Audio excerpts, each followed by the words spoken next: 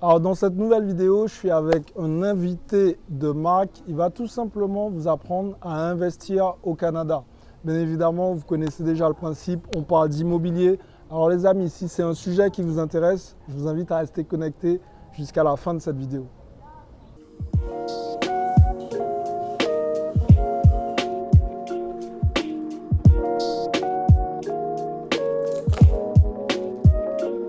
Salut à tous, je suis Xavier Prétérit, je suis l'auteur de 2 livres à succès, le livre Cave et Parking et devenir libre financièrement grâce aux immeubles de rapport. D'ailleurs, si tu regardes cette vidéo et tu n'as pas eu l'occasion de lire un de ces 2 livres, je t'invite à cliquer dans la description. Tu as tout ça dans la description. Alors, avant de commencer la vidéo, avant de présenter mon invité Florian, les amis, je vous invite à mettre un like sur la vidéo. Petit 1. Petit 2. Partagez cette vidéo parce que je connais Florian, il va envoyer du lourd. Donc c'est la moindre des choses, il faut partager l'information. Florian, est-ce que tu peux te présenter? Donc, merci déjà Xavier de m'inviter sur la chaîne. C'est avec grand plaisir.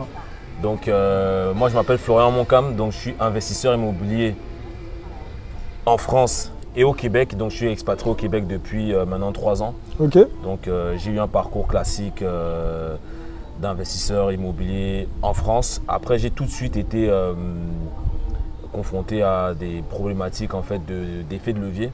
Okay. Donc voilà, j'ai atteint le plafond du million comme la plupart des investisseurs. Donc je me suis dit mais comment en fait je pourrais aller plus vite et comment je pourrais aller plus fort en fait. Donc j'ai décidé de m'expatrier au Canada pour poursuivre mes investissements immobiliers là-bas. Ok, nickel.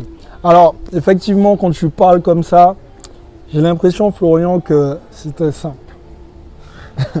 Pas du tout. Alors moi, je veux qu'on parle de la base parce que bien évidemment, je sais qu'investir au Canada, et ça on en a parlé, il y a un effet de levier de malade. Mais avant d'en arriver là, c'est bien d'expliquer un peu ton parcours. D'où tu viens, qu'est-ce qui t'a amené à investir dans l'immobilier. Vraiment, présente-toi un peu. D'accord. Donc, si je repars vraiment du début, donc moi je suis originaire du Cameroun. J'ai grandi au Cameroun de 0 à 18 ans. Après, je suis parti en France pour les études. Donc, j'ai fait école de commerce, j'ai fait Montpellier, je suis parti en Angleterre, puis je suis revenu en France. J'ai fait Paris-Dauphine, puis HEC Paris. Donc, voilà, je me suis lancé en fait dans une carrière pour devenir commissaire aux comptes et expert comptable. Okay. Et dans mon parcours en fait d'étudiant, j'ai été confronté à des problématiques de logement. Donc, vu que moi j'étais étudiant étranger de nationalité camerounaise, j'avais cette problématique en fait qu'il fallait tout le temps avoir des garants. Donc j'ai eu énormément de problèmes de logement lors de mes études. Donc il m'est arrivé à plusieurs reprises entre 2 amis qui m'hébergeaient de dormir dans des gares de train, etc. Okay. Donc ça m'a vraiment marqué. Je me suis dit la première chose à faire lorsque je commençais à travailler, c'est d'acheter un appartement. Je ne me suis même pas posé de questions par rapport à ça. Alors là, j'ai bien compris que tu étais étudiant, donc ça veut dire que tu bossais. Ouais. Et ça t'est arrivé de dormir dans des gares de train? Ouais, à 2 reprises. Ouais. Ok. Et ça, comment tu l'as vécu à ce moment-là? Quel était ton sentiment? Qu'est-ce que tu t'es dit vraiment? La première fois que ça t'est arrivé? La première fois que ça m'est arrivé, ça m'a beaucoup touché, quoi. Donc, dans le sens où, en gros, tu te sens, entre guillemets, humilié. Ok. Tu vois, donc tu te dis, non, mais t'es là. Surtout qu'au Cameroun, bon, j'avais une situation normale, mais je me retrouve dans un autre pays, qui est la France, qui n'est pas mon pays d'origine. Donc je me dis, voilà, là, j'arrive là et je me retrouve à dormir dans une gare de SNCF. Donc voilà, ça m'a quand même un peu marqué. C'est ça qui a fait qui a entamé en fait mon parcours d'investisseur immobilier. Ok. Donc là, à ce moment-là, à quel moment que tu as fait ton premier achat immobilier, puisque tu as fait tes études, tu as été au bout des choses, et je connais un peu ton parcours.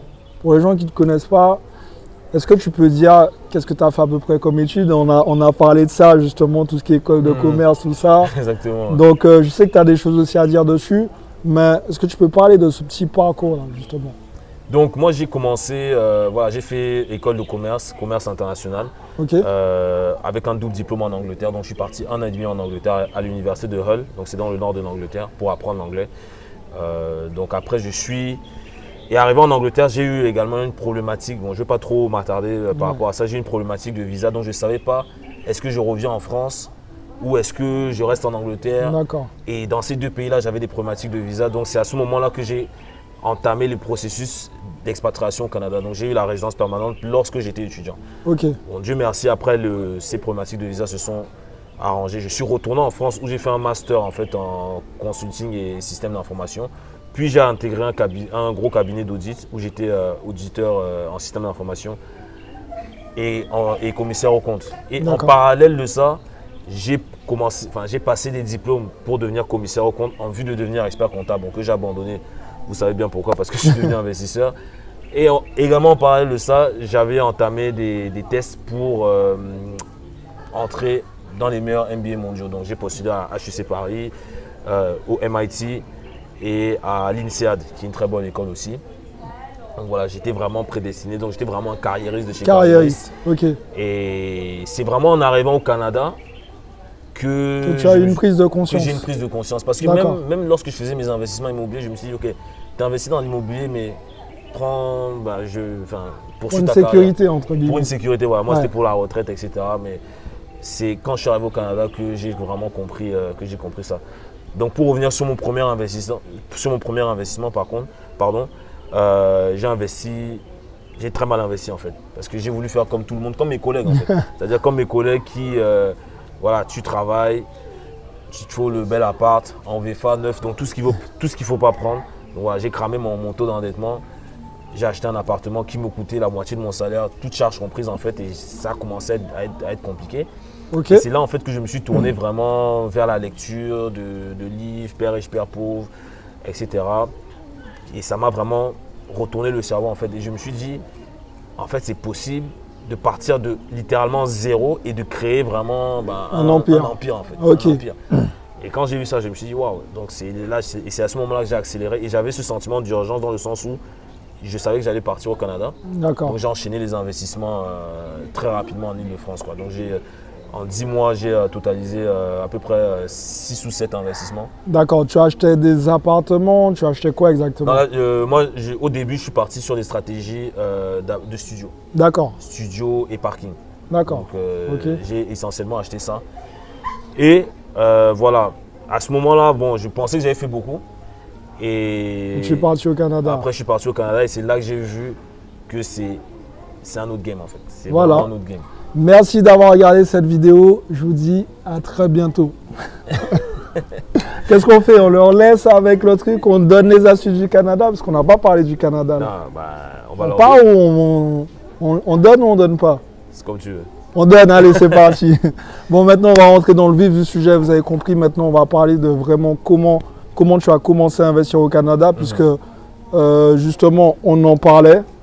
Et là, c'était intéressant, c'est que tu disais qu'il y avait un effet de levier de malade. De malade mental. Et maintenant, parle-moi de comment on fait pour investir au Canada, mais surtout, quels sont les hacks qu'on peut avoir finalement pour pouvoir investir là-bas.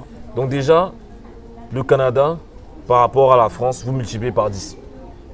Vous multipliez par 10. Là-bas, acheter un appartement, pour eux, c'est un immeuble. Ok. Donc la moyenne, quand en France, on va dire oui, tu es à 10 logements, enfin 10 lots, là-bas, tu multiplies par 5-10. Donc en moyenne, les investisseurs normaux, comme la plupart en France, qui ont déjà un certain résultat, ils tournent environ à 50, 100, 150 appartements. Donc déjà, ça donne déjà une image de ce que ça peut représenter. Et derrière aussi, c'est que l'effet de levier est vraiment puissant. Dans le sens où l'accès au crédit, il est facile quand on sait bien manipuler le crédit.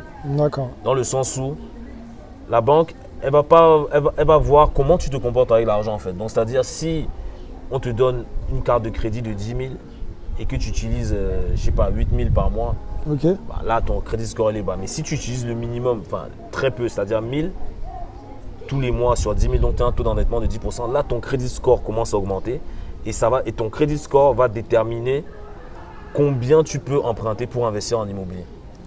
Et déjà même de base, le taux d'endettement limite pour pouvoir investir en immobilier là-bas c'est 42%. Contrairement à 33% en France. Contrairement à 33%. Exactement. Alors je mets une petite parenthèse et Florian va vous le confirmer. Effectivement, il y a le fameux taux de 33% en France, mais ce n'est pas figé. Si vous investissez bien, si vous avez suivi au moins une de mes formations, même une formation de Florian, vous savez qu'on peut, on peut augmenter tout ça. Tout à fait, ouais. Voilà.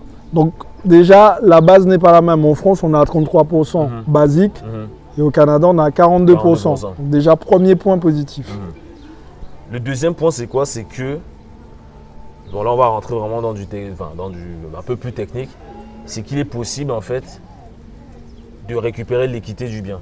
Quand je dis l'équité du bien, c'est-à-dire, imaginons, tu achètes un bien à 200 000, tu mets par exemple, je ne sais pas, 20% d'apport, je prends vraiment pour vraiment caricaturer, 20% d'apport, donc tu vas mettre 40 000, donc ça fait que tu vas emprunter 160 000. D'accord. Mais on va dire, tu as fait, voilà, tu as suivi la formation de Xavier, tu as suivi ma formation, donc tu sais comment faire des bons coups, tu vas acheter en dessous de la valeur du marché, tu vas apporter de la valeur, rehausser les revenus, baisser les dépenses, etc. Et qu'est-ce qui va se passer? C'est que la banque va venir, au bout d'un moment, donc de 6 à 12 mois, tu peux revenir voir la banque et leur dire, ben voilà, là j'ai acheté ce bien-là à 200 000, j'ai fait tel exercice d'optimisation. Est-ce que vous pouvez venir réévaluer mon bien? Bon, sachant que toi, tu sais déjà combien il vaut plus ou moins. Ouais. Et grosso modo, tu peux passer de 200 000 de valeur marchande à 350 000, 300 000, 300, 350 000. Et ça, tu penses que tu peux estimer une réévaluation en combien de temps à peu près? 6 à 12 mois. Ah oui, quand 6 même. à 12 mois. Voilà, ça va très vite. Les amis, 6 à 12 mois. 6 à 12 mois. Bon, en fait, j'ai posé cette question-là pour ceux qui regardent, peut-être qu'ils ne savent pas. Mais c'est parce que tu vas raconter quelque chose d'intéressant, vous allez comprendre pourquoi j'ai posé cette question. À quoi ça sert finalement de faire la réévaluation? La réévaluation, ça permet quoi? Ça te permet de récupérer la valeur que tu as créée sous forme de cash en fait, ou de ligne de crédit. Donc c'est-à-dire la banque. Donc quand tu vas voir la banque va dire, ok Xavier, tu as acheté ton bien à 200 000. Avec la valeur que tu as apportée, avec les optimisations que tu as fait. Aujourd'hui, notre évaluateur agréé par la banque est venu voir ton logement. Il a estimé ton logement à 350 000. La banque peut te donner 150 000, ton cash le delta de 150 000 cash sur ton compte. Soit sur ton compte en cash, soit sous forme de ligne de crédit que tu peux réutiliser comme bon te semble. Sachant que tu n'as pas de délai de paiement de capital. Donc, tu peux prendre les 150 000, tu vas investir et tu reviens rembourser le capital dans 40 ans, dans 100 ans. Donc, tu vois. Non, mais les amis, est-ce que vous vous rendez compte de ça en fait? C'est-à-dire aujourd'hui, vous empruntez 200 000 à la banque. Allez, on va faire les relous. On va dire qu'on part sur un an. On est patient et disons que la valeur a pris 150 000 euros de plus. Vous récupérez sur votre compte en banque 150 000 euros cash. Est-ce que vous comprenez l'effet de levier? Tu réenchaînes. Et du coup, c'est que, imagine, et c'est pour ça que moi je suis arrivé au Canada et je suis rentré dans les masterminds, etc. On me dit, ouais, t'as combien de logements? Je fais, ouais, j'en ai 6. On me dit, mais j'entends les gars disent des 30, 50, 100, etc. Je me dis, mais comment les gars font? Parce qu'en fait, il y a un effet cumulé. C'est que tu vas acheter un immeuble, bien sûr, tu refinances, tu enchaînes sur un deuxième.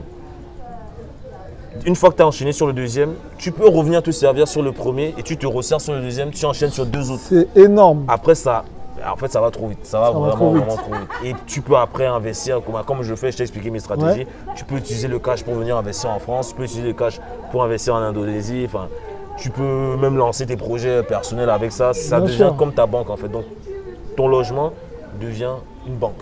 C'est donc, dingue. Demain, tu veux un prêt. Tu ne vas pas aller voir, je ne vais pas venir te voir que Xavier prête-moi 5 000 euros ou 10 000 $ ou whatever. Je vais te dire, ok, voilà, là j'ai une ligne de crédit de 150 000 de mon immeuble. Allez, pape, je pioche, boum, je balance. Ça sur tel projet. Donc voilà. Et là, c'est puissant, c'est que finalement, on se dit, on le sait déjà que l'immobilier, c'est de l'actif dur. Ça, il n'y a pas de mystère. Mais avec cette technique que le Canada met en avant, finalement, c'est juste dingue. C'est juste dingue. C'est la folie.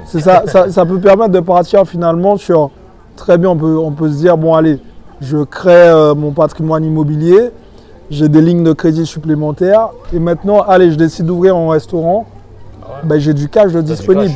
Tu as du cash parce que une fois que tu as ces lignes-là, elles sont accessibles à vie.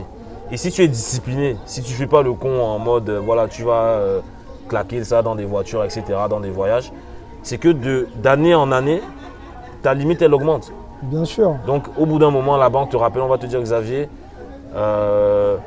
Ils te disent même pas, ils te disent on vous autorise, on augmente votre plafond de 20 000 $. C'est ouf. Oui ou non? Oui. Ouais. L'année d'après, Xavier, on augmente votre plafond de 25 000 $. Oui ou non? Oui. C'est dingue. C'est dingue. Tu peux aller, ça va très vite. Ok. Maintenant, bon voilà, j'ai une audience qui est, on va dire, énormément basée en France métropolitaine. Et pour certains sur les DOM. Est-ce que ces personnes-là peuvent se dire, bon, écoute, je ne suis pas du Canada, j'ai pas de papier pour le Canada, j'ai rien du tout. Est-ce que moi, je peux investir au Canada quand même? Tout à fait.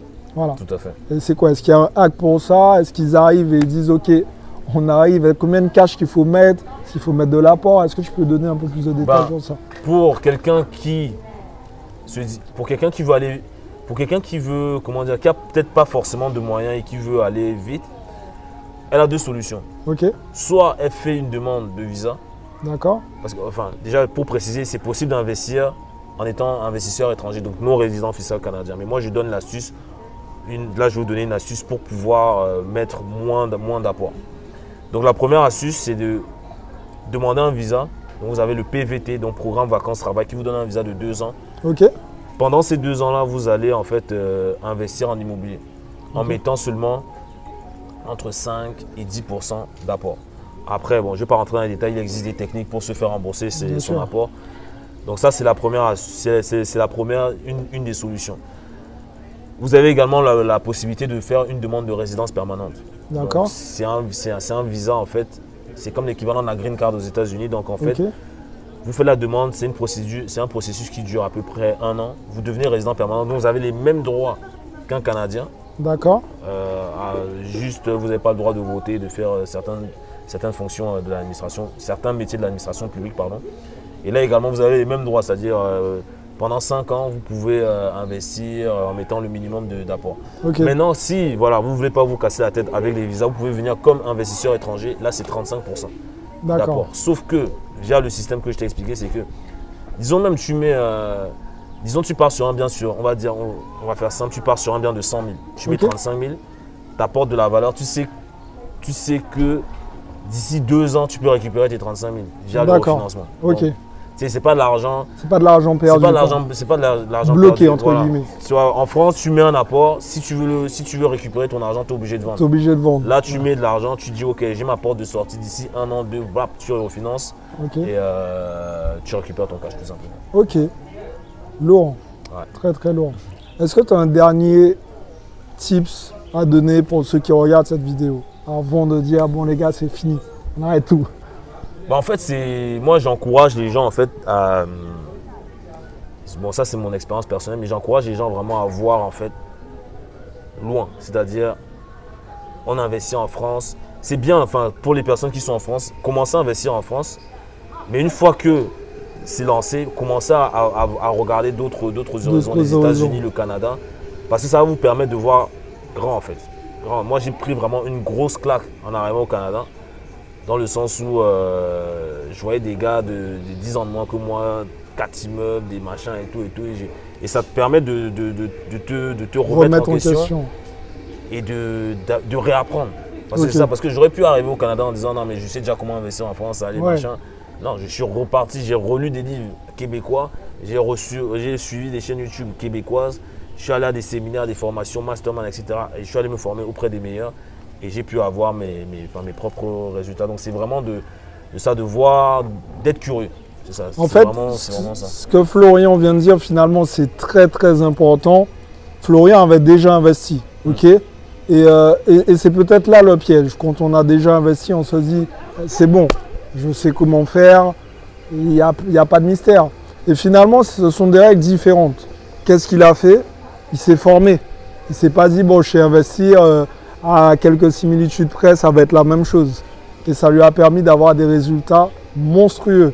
Et aujourd'hui, ben voilà, Florian, tu as explosé ton patrimoine depuis que tu es parti au Canada.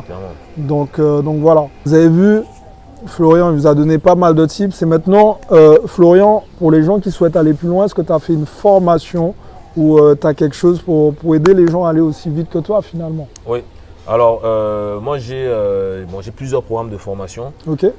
J'ai une formation en immobilier qui est hybride, dans le sens où moi je suis investisseur immobilier en France de base. Ok. Et je suis devenu investisseur immobilier au Canada. Et les stratégies que j'adopte en France, je les applique au Canada. Et les stratégies que j'applique au Canada, je les applique en France parce que je continue à investir en France. D'accord. Donc ça va vous permettre en fait d'avoir justement cette ouverture d'esprit dont on parlait juste avant. Et de voir en fait comment avec mes investissements en France, je peux aller à l'étranger. D'accord. Et comment avec mes investissements à l'étranger, il n'y a même pas besoin d'être forcément au Canada, mais même si vous êtes dans un autre pays, comment grâce à ces investissements-là, je peux aller également à l'étranger. Donc c'est vraiment, je ne sais pas comment dire, mais c'est croisé. C'est croisé, ouais. C'est de l'hybride, on va dire. Ok. Bon, écoutez les amis, j'espère vraiment que cette vidéo vous a apporté beaucoup de valeur, qu'elle vous a plu, que ça vous a incité surtout à se dire, écoutez, c'est bien d'avoir un bon patrimoine en France ou peu importe l'endroit où vous êtes, mais pourquoi pas aller chercher ailleurs, mais bien évidemment en se formant et hacker le système finalement, parce que nous on est des hackers du système, clairement. Je vous invite à cliquer dans la description, vous allez trouver la formation de Florian, il vous donne vraiment tous ses conseils. Maintenant que on se connaît, on est à Marrakech aujourd'hui et justement on a pas mal discuté puisqu'on était présent lors d'un séminaire. Encore une fois, on ne ment pas, on dit des trucs, on les applique à nous-mêmes. On n'est pas formé au Maroc. Donc toi, tu étais au Canada, c'est ça? Avant, j'étais à Dubaï. Il était à Dubaï. Au Canada. Ouais. Donc il a fait Dubaï, Canada, Maroc. Et moi, j'ai fait Miami, Guadeloupe, Maroc. Donc voilà. Et tout ça pour venir se former. Donc les amis, il n'y a pas de recette magique. C'est la formation et après l'implémentation. Votre vitesse d'implémentation va changer énormément de choses chez vous. Voilà, mettez-nous un like, important. Partagez cette vidéo, abonnez-vous à la chaîne et activez la cloche. Et je vous dis à très bientôt pour les prochaines vidéos. Ciao. Ciao.